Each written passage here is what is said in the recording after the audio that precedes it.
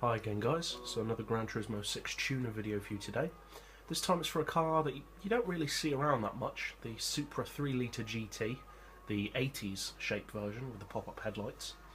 And just to clarify, this is the premium version, the 3-litre, not the non-premium 2.5, because although the 2.5 has more power at stock and is rated at a higher PP, when tuned the 3-litre has more power. So I'm not saying don't buy the 2.5, but if you're looking for purely the best of the two, you want to go for this one, the 3-litre. So you want your racing soft tyres. As far as the suspension, we've got the ride height on 90, spring weight we've rounded off to 850 and 6, dampers and anti-roll all on 4, camber on 1.5 and neutral toe as always. For the gearbox, I've got the auto setting as high as possible and a final drive of 3.3. For the diff, initial torque nice and low to reduce wheel spin, high acceleration and low braking. All the power upgrades obviously. You want your high RPM turbo, and I would recommend fitting NOS if you can afford it. And you definitely want weight loss on this. Traction control I've got turned off because you really don't need it, and it is quicker without it. And yeah, so I think the main reason why I like this car is because although it's not a particularly good looking car, it's very quick, very quick.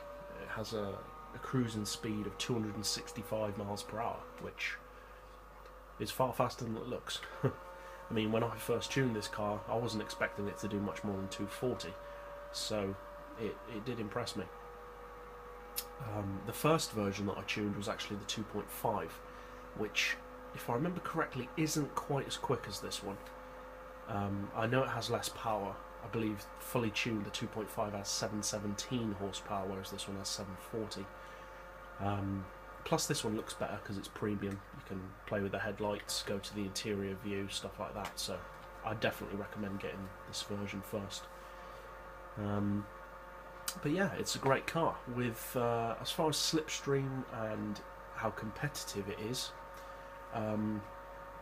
I've raced it against the new Supra, the 98 model, and it can keep up with them. Obviously only with slipstream, but it keeps up with them very well.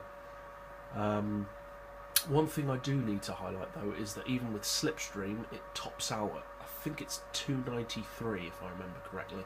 So if you want more slipstream speed out of it, you'll want to reduce the final drive more to give you more slipstream speed.